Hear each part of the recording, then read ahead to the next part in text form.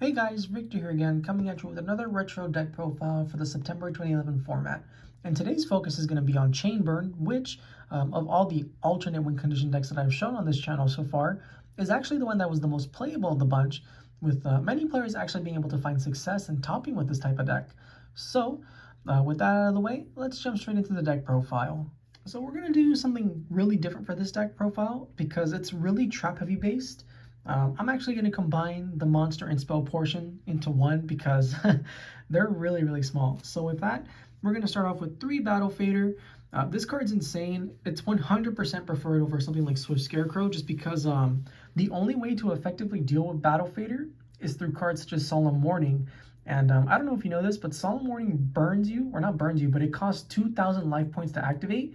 And you really don't want to lose any life points against any type of chain burn deck or just burn deck in general, because that 2k life that you're paying to activate Judgment just to stop Battle Fader, it can 100% just end the game right then and there. So yeah, Battle Fader is just easily the best hand, like this type of like special summons to negate the battle phase type of card, if I'm being honest. And if they do have the warning for it, that typically means they're going to try to push for game. So yeah, hopefully you have something else to pair with it. But yeah, instant 3 of in this type of deck. And then we're also going to be playing 2 Lava Golem. If your opponent is going to be trying to go for game soon, that typically means they're slowly building up their board to be able to make one big push.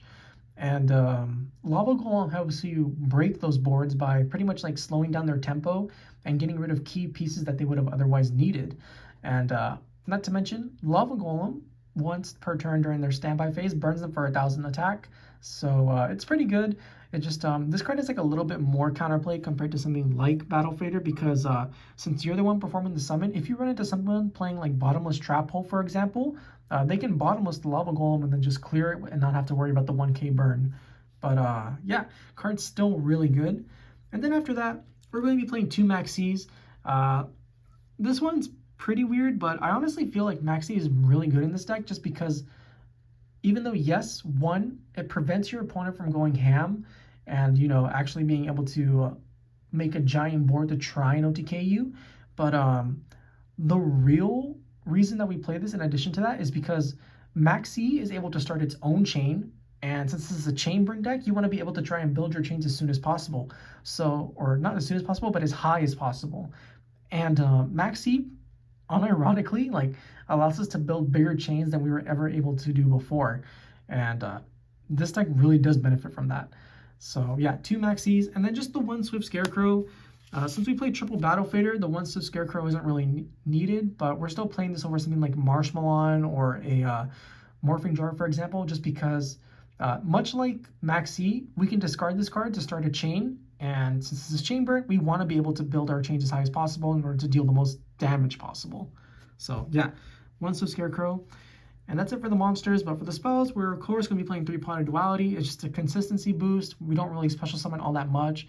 The only time we're summoning on our turn for a special summon is for Lava Golem, but we only play the 2, and it's not always our biggest priority to do that. And lastly, 2 Chain Strike. We're only allowed to play 2, but this card is insane because basically you're only able to use it as channeling 2 or higher, but for every chain that you've made, right? And because we play cards like Maxx and Swift Scarecrow, in addition to our opponent being able to activate their own cards to further boost our chain, you could very easily hit like 3k damage off of this Chain Strike alone. But yeah, the card's insane, and I wish we could have played more than 2, but it's probably for the best that it was stuck at 2, thanks to the Forbidden and Limited list. And that's it for the monsters and spells, and now we can move on to the trap portion of the deck. So we're going to be playing a lot of traps, but luckily a lot of them are 3-ofs. So we're going to start off with 3 Just Desserts. For every monster your opponent controls, they take 500 damage. And since we have methods of giving them tokens, this card is potentially able to do like the full 2,500 pretty easily, if I'm being honest. And then we're also going to be playing 3 Secret Barrel, which for every card in your opponent's hand on their side of the field, they take 200 points of damage. Also a really good card. And it's really easy to just stack up life point damages with Just Desserts and Secret Barrel.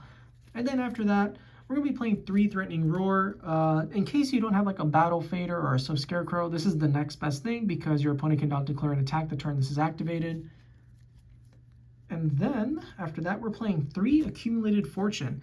So much like Chain Strike, this card builds off of chains, right?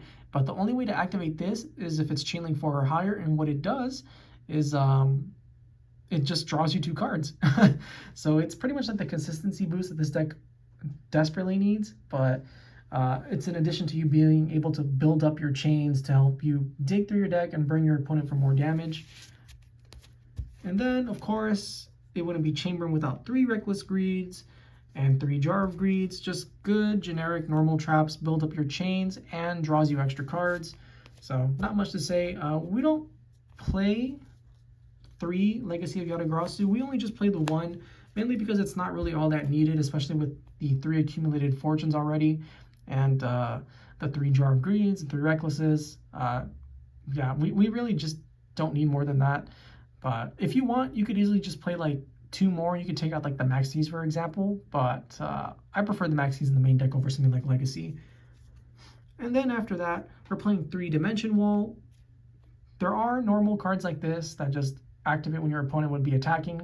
And since we never have a monster on the field anyways, this card's great, especially once you give your opponent Lava Golem, because they'll take the 1000 in the standby phase, and then they'll try to attack, and then you Dimension Wall them for 3k more, and yeah, the game gets really, really difficult for them pretty fast. And that's the same reason when we play Magic Cylinder. It's limited, or it's semi-limited, so we're only allowed to play 2. And then we're also going to be playing 2 Ojama Trio. Not much to say. Ojama Trio, you special summon 3 Ojama tokens to your opponent's side of the field.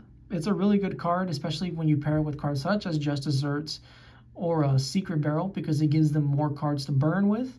And just be aware, though, that this card's a little bit difficult to use, mainly because, like, you don't really want to give it to your opponent if they haven't, like, committed anything to the board, right? You gotta wait for them to actually play monsters before you do this, because they could just easily summon like a tuner monster or whatever and then synchro away the tokens, and then you just wasted a card for no reason. So yeah, this is probably one of the more deceptively difficult cards to use, so just keep that in mind. And then lastly, we just play 1 Ceasefire because it's Ceasefire, and it's limited to 1 actually, but what it does is it just burns for every effect monster on the field, and it also flips cards to, or flips monsters as well. But yeah. Not much to say. That's the deck. It's 40 cards like always. The extra deck doesn't matter because we're never going into it, but you should still put 15 cards in there. And that's it. That's the Chainburn deck. I hope you guys enjoyed it. If you did, please feel free to like, comment, subscribe, and I'll catch you guys next time. See ya!